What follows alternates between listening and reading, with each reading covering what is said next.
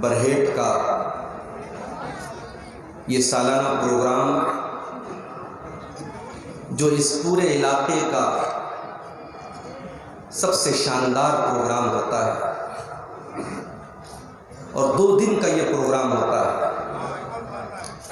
آج اس پروگرام کا پہلا دن اور اس کی آخری کڑی کے طور پر میں آپ کے سامنے حاضر ہوں۔ مجھ سے پہلے ہمارے عزیز دوست شیخ ابوالکلام سلفی حفظہ اللہ نے بڑی بہترین باتیں آپ کے سامنے رکھی۔ امت کی برائیوں، امت میں پائی جانے والی کمزوریوں کی طرف انہوں نے اشارہ کیا۔ اللہ تعالیٰ موصوف کی باتوں پر ہم سب کو عمل کرنے کی توفیق عطا فرمائے۔ میرے بھائیوں، آج کے اس دور میں ہم اور آپ اکثر ایک چیز کو دیکھ کر کے ہمارے دل میں کھٹک پیدا ہوتا ہے جب ہم یہ دیکھتے ہیں کہ لا الہ الا اللہ پڑھنے والا وہ ذلیل ہو رہا ہے اور غیر اللہ کی عبادت کرنے والا عزت پا رہا ہے۔ جو گھر اللہ کی عبادت کے لیے بنایا گیا اسے مسمار بھی کر دیا جا رہا ہے، اسے گرا بھی دیا جا رہا ہے، اسے ڈھا بھی دیا جا رہا ہے اور اس کی جگہ پر شرک کا آستانہ کھڑا کیا جا رہا ہے۔ تو سوال پیدا ہوتا ہے کہ ایسا کیوں؟ کیا نعوذ باللہ ہمارا دین سچا نہیں ہے؟ کیا ہم ایک اللہ کے ماننے والے نہیں ہیں؟ کیا اسلام دین برحق نہیں ہے؟ اور اگر ایسا ہے، ہم ایک اللہ کے ماننے والے ہیں اور اسلام سچا دین ہے اور اللہ ہمارا معبود ہے، تو پھر ہمارے ساتھ ایسا کیوں ہوا؟ قرآن کریم میں اللہ تعالیٰ نے کئی جگہوں پر اس سوال کا جواب ہمیں دیا ہے۔ اس میں سے ایک آیت جو میں نے آپ کے سامنے پڑھی ہے سورہ عنکبوت کی ابتدائی آیت ہے۔ ان آیتوں میں اللہ تعالیٰ نے ہمارے اس سوال کا جواب دیا ہے کہ ایمان کا راستہ کوئی پھولوں کی سیج نہیں ہے۔ تم اگر یہ سمجھتے ہو کہ تم لا الہ الا اللہ پڑھتے رہو گے اور دنیا تمہیں مالا پہنائے گی، یہ پاسبل نہیں ہے۔ تم اگر یہ سمجھتے ہو کہ تم اللہ کی بارگاہ میں سر جھکاؤ گے اور دنیا تمہیں سلام کرے گی، یہ نہیں ہو سکتا۔ الف لام میم احسب الناس ان يتركوا ان يقولوا آمنا وهم لا يفتنون۔ الف لام میم، کیا لوگوں نے یہ سمجھ رکھا ہے کہ ان کو یوں ہی چھوڑ دیا جائے گا، ان کو آزمایا نہیں جائے گا، ان کو فتنوں میں نہیں ڈالا جائے گا، ان کو آزمائشوں میں نہیں ڈالا جائے گا، ان کو آزمائشوں کی بھٹی میں تپایا نہیں جائے گا؟ کیا لوگوں نے یہ سمجھ رکھا ہے؟ وَلَقَدْ فَتَنَّ الَّذِينَ مِن قَبْلِهِمْ، اے مسلمانوں کان کھول کر کے سن لو، تم سے پہلے بھی ہم نے بہت ساری قوموں کو آزمایا تھا، ہم نے ان کے اوپر طرح طرح کی مصیبتیں ڈالی تھی، طرح طرح کی آزمائشیں ڈالی تھی۔ فَلَيَعْلَمَنَّ اللَّهُ الَّذِينَ صَدَقُوا وَلَيَعْلَمَنَّ الْكَاذِبِينَ۔ یہ اللہ کا دستور ہے، یہ اللہ کا قانون ہے، یہ اللہ کی سنت ہے۔ وہ ہر دور میں اپنے ایمان والے بندوں کو آزمائے گا تاکہ سچوں کو الگ کر دے، جھوٹوں کو الگ کر دے، مومن کو الگ کر دے، منافق کو الگ کر دے۔ ایمان کے راستے میں آزمائش تو آئے گی۔ ایمان کا راستہ کوئی اتنا آسان راستہ نہیں ہے۔ آپ نے جب لا الہ الا اللہ پڑھ لیا اور آپ نے اسلام کے اندر اپنے آپ کو داخل کر لیا تو تیار ہو جاؤ، آپ کے راستے میں طرح طرح کی مصیبتیں آئیں گی۔ ہو سکتا ہے ایسا بھی دور آئے کہ آپ کو لا الہ الا اللہ پڑھنے پر آپ کے منہ میں انگارے ڈال دیے جائیں، ایسا دور بھی آ جائے کہ توحید کے بدلے میں آپ کو اپنی جان گنوانی پڑ جائے۔ اللہ کے نبی نے ایسے موقع پر فرمایا تھا لا تشرک باللہ وَإِن قُتِلْتَ أَوْ حُرِّقْتَ، اگر ایسا دور آ جائے کہ توحید کے بدلے میں تمہیں قتل کر دیا جائے، تمہیں جلا دیا جائے، تم قتل ہو جانا، تم جلنے پر جلنا گوارا کر لینا، مگر توحید سے کمپرومائز مت کرنا۔ آج کیا ہوا؟ لکھنؤ سے 300 مسلمان، لکھنؤ سے 150 کلومیٹر دور ایک جگہ پہنچتے ہیں، میں جگہ کا نام نہیں لوں گا، ریکارڈنگ ہو رہی ہے، لکھنؤ سے 150 کلومیٹر دور پہنچتے ہیں 300 مسلمان، جس میں برقع پوش عورتیں بھی ہیں، اور وہاں جانے کے بعد ایک ایسی جگہ کی وہ زیارت کرنے جاتے، ایک ایسی جگہ کا دیدار کرنے جاتے، ایک ایسی جگہ کا درشن کرنے جاتے جہاں کے بارے میں ہم سب جانتے ہیں کہ اللہ کا ایک گھر گرا کر کے وہاں بت خانہ بنایا گیا، اور بڑے ڈنکے کی چوٹ پر کہتے ہیں صاحب ہم تو مسلمان ہیں۔ میڈیا ان مسلمانوں کو ہائی لائٹ بھی کرتا ہے، میڈیا کی نظر میں وہ بڑے اچھے مسلمان ہیں، میڈیا کہتا ہے کٹر مسلمانوں دیکھو تم کیسے مسلمان ہو، دیکھو یہ مسلمان ہیں، یہ اسلام کے ماننے والے ہیں، اور موقع آیا تو فنا کے آگے بھی سر جھکانے کے لیے تیار ہو گئے، تم کیسے مسلمان ہو، تمہارے منہ سے تو اللہ کے سوا کوئی لفظ نہیں نکلتا۔ ہاں اے دنیا والوں، کان کھول کر کے سن لو، ہم نے جب لا الہ الا اللہ پڑھ دیا تو لا الہ الا اللہ کا مطلب یہ ہوتا ہے ہمارا سر جھکے گا تو اللہ کی آگے جھکے گا، ہماری پیشانی اگر جھکے گی تو اللہ کی آگے جھکے گی، ہم کسی کا نعرہ اگر لگائیں گے، کسی کی محبت کا ترانہ اگر گائیں گے، کسی کے آگے اگر ہم ہاتھ پھیلائیں گے تو وہ ذات صرف اور صرف اللہ کی ذات ہے، اور کسی اور کے در پہ سر جھکانے والا سب کچھ ہو سکتا ہے، مسلمان نہیں ہو سکتا۔ اور اسلام کا دشمن یہی چاہتا ہے۔ معاف کرنا اگر آپ کو یہ لگتا ہے کہ اسے آپ کی دولت سے پرابلم ہے، نہیں، نو پرابلم۔ ابھی میرے پاس ممبئی سے ایک عورت کی کال آئی، اسی بہار کی، بنگال کی رہنے والی وہ خاتون اس وقت ممبئی میں رہتی ہیں، کہنے لگی مولوی صاحب، شیخ صاحب، میرے والد ہائی کورٹ کے جج تھے، ریٹائر ہوئے ہیں، بہت اونچی پوسٹ پر تھے، آج ممبئی میں 3 کروڑ کا بنگلہ انہوں نے بنایا ہے، مولوی صاحب سب کچھ اچھا ہے مگر میرے والد کا دین سے کوئی تعلق نہیں ہے، انہیں علماء سے نفرت ہے، انہیں اسلام سے نفرت ہے، وہ نام کے مسلمان ہیں، ان کے اندر دینداری نام کی کوئی چیز نہیں ہے۔ معاف کرنا میرے بھائیوں، اگر ہماری قوم میں ایسے جج تیار ہو رہے ہیں، ایسے وکیل تیار ہو رہے ہیں، ایسے ڈاکٹر تیار ہو رہے ہیں جو نام کے مسلمان ہیں اور ان کے دل میں اسلام کی کوئی محبت نہیں ہے، ان کے دل میں اللہ کی کوئی محبت نہیں ہے، ان کے دل میں توحید نہیں ہے، ہمیں نہیں چاہیے ایسے وکیل، ہمیں نہیں چاہیے ایسے جج، ہمیں نہیں چاہیے ایسے ڈاکٹر، ہم ایسے جاہل، ہم ان سے بہتر اس جاہل مسلمان کو سمجھتے ہیں جو زیادہ پڑھا لکھا تو نہیں ہے مگر اللہ کی توحید کو جانتا ہے، اللہ کو پہچانتا ہے، اسے معلوم ہے کہ سر کس کے آگے جھکانا ہے، اسے معلوم ہے کس کے آگے نہیں جھکانا ہے۔ اور اسی لیے ہم کہتے ہیں دنیا جن مدرسوں کا مذاق اڑا رہی ہے، حکومت کے نشانے پر مدرسے، اپنوں کے نشانے پر مدرسے، غیروں کے نشانے پر مدرسے، مگر برہیٹ والوں اور جھارکھنڈ والوں اور گڈا والوں اور صاحب گنج والوں کان کھول کر کے سن لو، جب تک یہ مدرسے موجود ہیں، جب تک قال اللہ اور قال الرسول کی صدائیں مدرسوں میں بلند کی جا رہی ہیں، جب تک آپ کے بچے یہاں پہ قرآن پڑھ رہے ہیں، جب تک یہ مولوی حضرات یہاں پہ قرآن و حدیث پڑھا رہے ہیں، تب تک آپ کے بچے انشاءاللہ مرتد نہیں ہوں گے۔ یہاں سے پڑھنے والا بچہ دنیا کے کسی کونے میں چلا جائے انشاءاللہ وہ مرتد نہیں ہوگا، وہ اسلام کا دامن کبھی ہاتھ سے جانے نہیں دے گا۔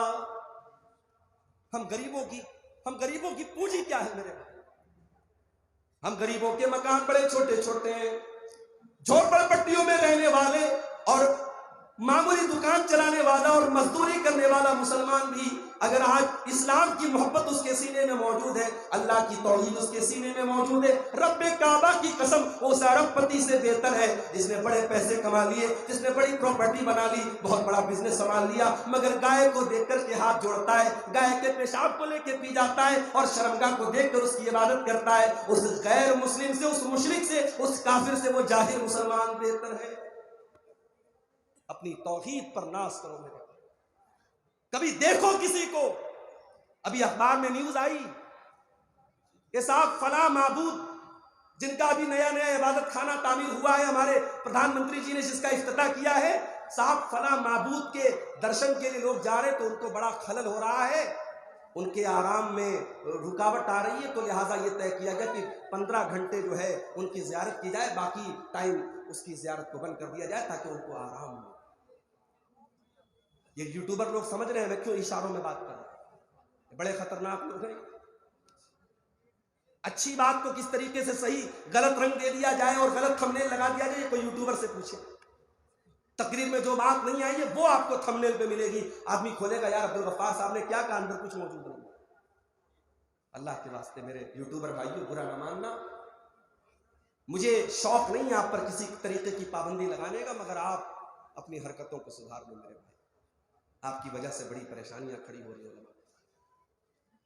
حالات یہ ہے میرے بھائیوں، ہندوستان کا پڑھا لکھا انسان، انٹیلیجنٹ انسان جس کے پاس بڑی بڑی ڈگریاں ہیں، وہ آج پتھر کے بت کے آگے جا کے سر جھکا رہا ہے۔ میرے بھائیوں ایسا منظر دیکھ کر کے اللہ کا شکر ادا کیا کرو، اللہ نے ہمیں توفیق دی۔ اور جب توحید کے اس راستے پر آئے ہو تو کان کھول کر کے سن لو، یہ پھولوں کی سیج نہیں، یہ کانٹوں کا راستہ ہے۔ اسلام کا دشمن کبھی نہیں چاہے گا کہ آپ کی پیشانی ایک اللہ کے آگے جھکے۔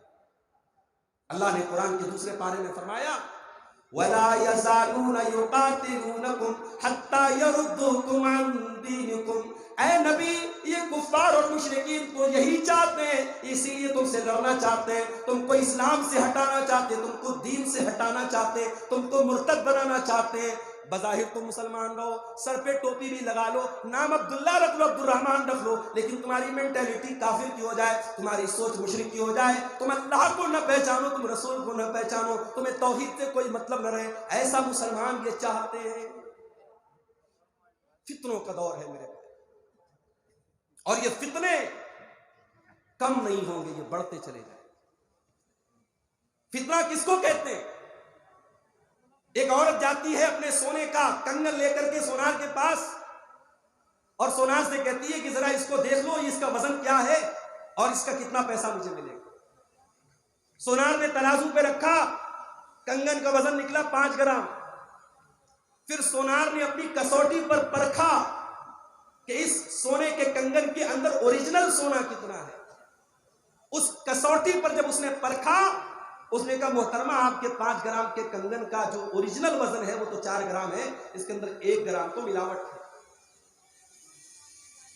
ہمارے ایمان کی، ہمارے توحید کی، ہمارے دین کی ملاوٹ، کھرے اور کھوٹے کو الگ کرنے کے لیے اللہ تعالیٰ نے دنیا میں طرح طرح کے فتنوں کو بھیجا ہے میرے بھائیوں، تاکہ ایمان میں کھرا کیا ہے کھوٹا کیا ہے۔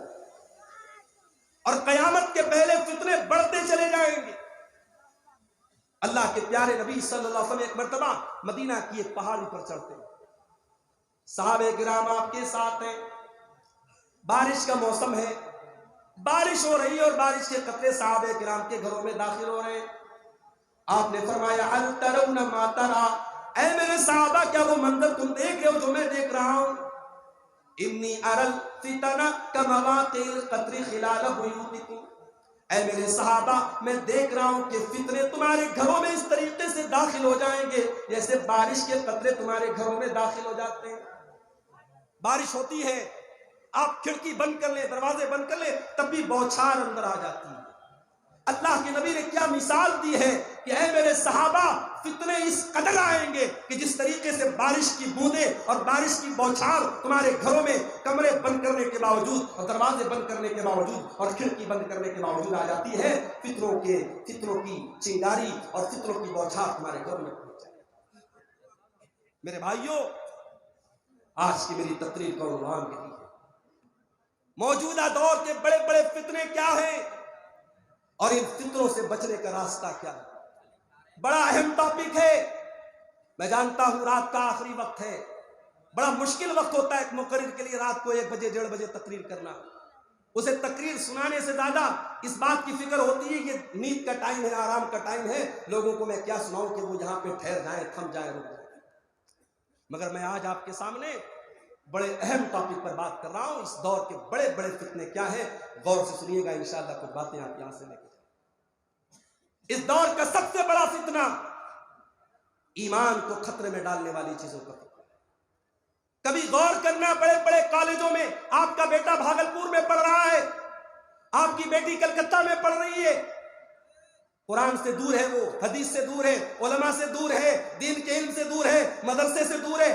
آپ کا وہ بیٹا، آپ کی وہ بیٹی، آپ کو لگ رہا ہے صاحب وہ تو میڈیکل کی تیاری کر رہا ہے، وہ تو انجینئرنگ کی تیاری کر رہی ہے. آپ کے اس بیٹے اور بیٹی کے اندر سلو پوائزن ڈالا جا رہا ہے اسلام سے نفرت. آپ کی بیٹی کلکتہ میں 3 سال رہنے کے بعد جب گھر آتی ہے، اسے نقاب اچھا نہیں لگتا، اسے پردہ اچھا نہیں لگتا. باہر نکلنے لگتی ہے، ماں کہتی ہے بیٹا نقاب پہ نکل. کہتی ہے ماں تو کیسی پرانے دور کی بات کرتی ہے، میں پڑھی لکھی لڑکی ہوں، میں میڈیکل کی تیاری کر رہی ہوں، میں انجینئرنگ کی تیاری کر رہی ہوں، مجھے پردہ کی کیا ضرورت ہے. لڑکا بھاگلپور میں میڈیکل کی تیاری کر رہا ہے، مسجد سے دور ہے، علماء سے دور ہے، دین سے دور ہے. اس کے گاؤں میں جلسہ ہو رہا ہے، لوگ کہتے ہیں چل جلسے میں چل تقریر سن لے. کہتا مجھے جلسے میں جانے کی کوئی ضرورت نہیں، مجھے بہت نالج ہے. میرے پیارے بھائیوں، ایک بڑی تعداد میں ہمارا نوجوان ایسا تیار ہو رہا ہے جس کے دل میں نہ اللہ کی محبت ہے، نہ رسول کی محبت ہے، نہ علماء کی محبت ہے. ہاں وہ میڈیکل کا بہت اچھا اسٹوڈنٹ ہے، وہ انجینئرنگ کا بہت اچھا اسٹوڈنٹ ہے، وہ بہت پیسہ کما رہا ہے، وہ دنیا کا بہت بڑا جانکار ہے، اس کے پاس اپنی ڈگری کی بڑی نالج ہے، مگر دین کی اس کے پاس کوئی نالج نہیں ہے. اور ایسے لوگوں کے بارے میں اللہ قرآن میں کہتا ہے یعلمون ظاہرا من الحیات الدنیا وہم عن الآخرۃ ہم غافلون. وہ لوگوں تمہیں دنیا کی تو بہت نالج ہے، بہت جانکاری ہے، مگر دین کے معاملے میں تم بالکل لاپتہ ہو. اس آیت کی تفسیر میں امام سفیان ثوری کہتے ہیں وہ لوگوں بعض لوگ اتنے عقل مند ہوتے ہیں، اتنے جینیس ہوتے ہیں، اگر وہ سونے کے سکے کو اپنے انگلی کے ناخن پر رکھ لیں تو اپنے انگلی کے ناخن پہ رکھ کر کے وہ سونے کے سکے کا وزن بتا دیں گے. وما کان یوسف یصلی رکعتین، لیکن 2 رکعت نماز پڑھنے کا اس کو طریقہ نہیں آتا ہے. میں دعوے کے ساتھ کہتا ہوں، میں چیلنج کے ساتھ کہتا ہوں، آج کتنے نوجوان لڑکے آپ کو مل جائیں گے، کتنی نوجوان لڑکیاں آپ کو مل جائیں گی، بڑی پڑھی لکھی ہیں، بڑی قابل ہیں، لیکن 2 رکعت نماز کا طریقہ پوچھ لو نہیں بتا پائیں گے. ایسی نالج کس کام کی وجہ؟ معاف کرنا، کسی کو اگر یہ لگتا ہے عبدالغفار صاحب ہائر ایجوکیشن کے خلاف ہیں، اعلیٰ تعلیم کے خلاف ہیں، میڈیکل کی تعلیم کے خلاف ہیں، انجینئرنگ کی تعلیم کے خلاف ہیں، واللہ آپ نے میری بات کا مطلب نہیں سمجھا. میرا تو خود ارادہ ہے، اللہ نے توفیق دی، اپنی ایک بیٹی کو انشاءاللہ ڈاکٹر بناؤں گا اگر اللہ نے اس کے مقدر میں لکھا. میں اعلیٰ تعلیم کے خلاف نہیں، مگر میں یہ چاہتا ہوں کہ میری قوم کا بیٹا کل جب ڈاکٹر بن کر کے آئے تو ایک مسلمان ڈاکٹر بن کر کے آئے. اس کا مقصد صرف مریضوں کی جیب سے پیسہ نکالنا نہ ہو. وہ جب مریض کا علاج کرے تو مریض کو دوا دیتے وقت کہے کہ بھائی دیکھو میں ڈاکٹر ہوں، میں تمہیں دوا دے رہا ہوں مگر شفا دینے والا اللہ ہے، اس سے لو لگانا، اس سے دعا کرنا، اور ساتھ میں دوا کھانا، تمہیں آرام مل جائے گا. میں چاہتا ہوں میری قوم کا بیٹا IPS آفیسر بنے، پولیس کا آفیسر بنے، اور جب نماز کا ٹائم آئے مسجد کے باہر پولیس کے آفیسر کی جیپ کھڑی ہو اور وہ نماز پڑھ رہا ہو اور دنیا دیکھے کہ ہاں ایسے بھی پولیس آفیسر ہوتے جو اللہ سے ڈرنے والے.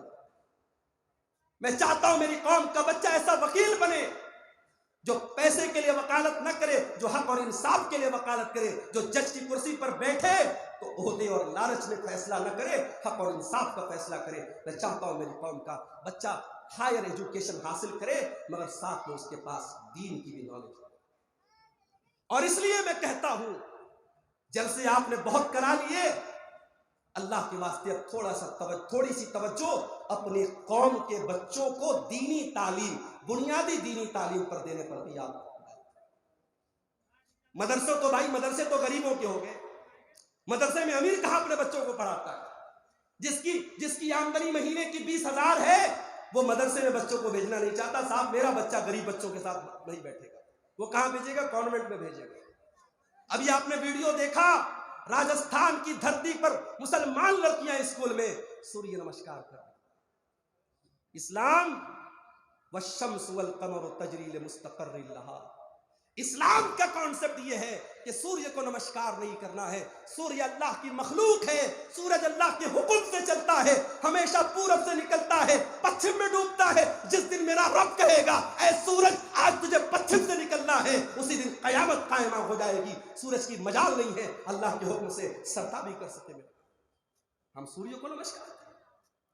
آج ہماری قوم کا بچہ سوریہ کو نمسکار کر رہا ہے.